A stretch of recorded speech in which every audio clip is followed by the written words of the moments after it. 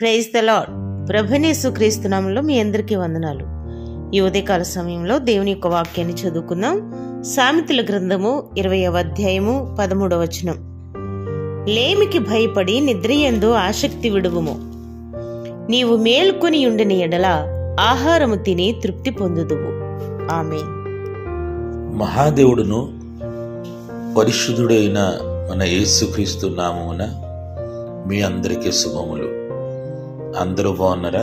మీరు అందరూ బాగుండాలని దేవుని సన్నిధిలో మీ కొరకు ప్రార్థన చేస్తున్నాం. ఈ ఉదయకాల సమయంలో సామెతల గ్రంథము నుండి ఒక అంశం మనము చదివాము. ఈ అంశమును బట్టి దేవుడు మనతో మాట్లాడునుగాక. లేమికి భయపడి నిద్రని విడిచిపెట్టు అన్న మాట మనము తెలుగు వాక్యంలో చదివాము. అది తెలుగు బైబిల్లో మనము చదివాం. అయితే ఇంగ్లీష్ బైబిల్ చదువుతుంటే do not love sleep less you come to property అని వచ్చింది. అంటే ఇక్కడ మనం అర్థం చేసుకోవాలి, ఎవరైతే నిద్రను ప్రేమిస్తారో వారికి దరిద్రము వస్తుంది. గనుక నిద్రను విడిచిపెట్టి మనము పనిచేసేవారుగా ఉండాలి అని చెప్పి ఇక్కడ రాయబడుతుంది. ఈ వాక్యం వింటున్న ప్రియ దేవుని బిడ్డలారా, ఒకసారి ఆలోచించండి. మనము ఎప్పుడు ఉదయం లేస్తాం, మనం ఎప్పుడు పడుకుంటున్నాము, ఎప్పుడు లేస్తున్నాము, అది జాగ్రత్తగా మనం గమనించాలి. అలాగే మన సమయమును మనము ఎలాగా సద్వినియోగం చేస్తున్నామో అది కూడా మనము గమనించాలి. చాలా మంది నిద్రపోతుంటే బాగుంది కదా అని ఎక్కువసేపు నిద్రపోయి పనులు మాని వారు ఏం చేయాలి ఆ కర్తవ్యం చేయకుండా పేదరికతనానికి గురి అయిపోతున్నారు. వాళ్ళు ధనము సంపాదించలేకపోతున్నారు. గనుక మనం దేవుని వాక్యంలో ఈ మాట చూస్తున్నాం.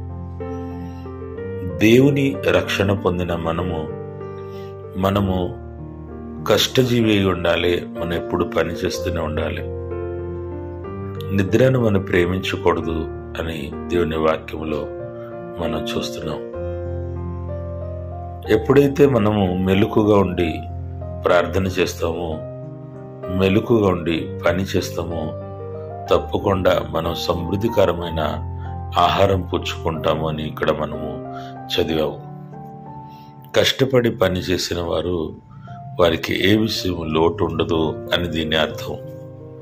అందుకు ఈరోజు మనం పరీక్షించుదాం, మనం కష్టపడి పని చేస్తున్నామా? అపోస్తలుడైన పౌలు గారు తెస్సలోనికీయులకు రాసిన పత్రికలో ఇలాగ రాశాను, ఎవరు పని చేయట్లేదు వారు భోజనము చేయకూడదు అన్నారు. చాలామంది అసలు ఏం పని చేయరు కానీ భోజనం చేసి నిద్రపోతుంటారు. అది బైబిల్ విరుద్ధమైన పని. అందుకు పౌలు గారు ఆ మాట చెప్పారు, ఎవరెవరు పని చేయట్లేదు వారు అసలు భోజనం చేయకూడదు అని చెప్పారు. పని చేసి మనం భోజనం చేయాలి కానీ పని చేయకుండా భోజనం చేయకూడదు.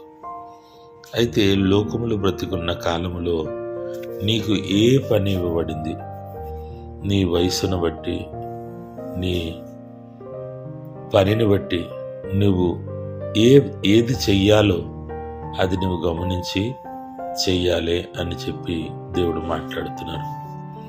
స్కూల్లో చదువుతున్న పిల్లలు ఏం చేసుకోవాలి, కాలేజీలో చదువుతున్న పిల్లలు ఎలా బ్రతకాలి, అలాగే తల్లిదండ్రులుగా మనం ఎలాగ ఉండాలి, ఈ విషయాలన్నీ కూడా మనం చాలా జాగ్రత్తగా గమనించి నిద్రని ప్రేమించకుండా మనం ఎక్కువసేపు పని చేయడానికే సమయం ఇవ్వాలని ప్రభుపేట మనం చేస్తున్నాను.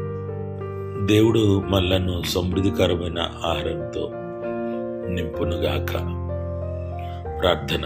మహిమగల తండ్రి, నీకే స్తోత్రం. నిన్ను ప్రేమించే వీడియోలో సమయం ఎలా సద్వినియోగం చేసుకోవాలని, అలాగే నిద్రను ప్రేమించకుండా పని ఎలా చేయాలని ఈరోజు నేర్పించినందుకు స్తోత్రం. మీ బిడ్డలందరినీ దీవించండి.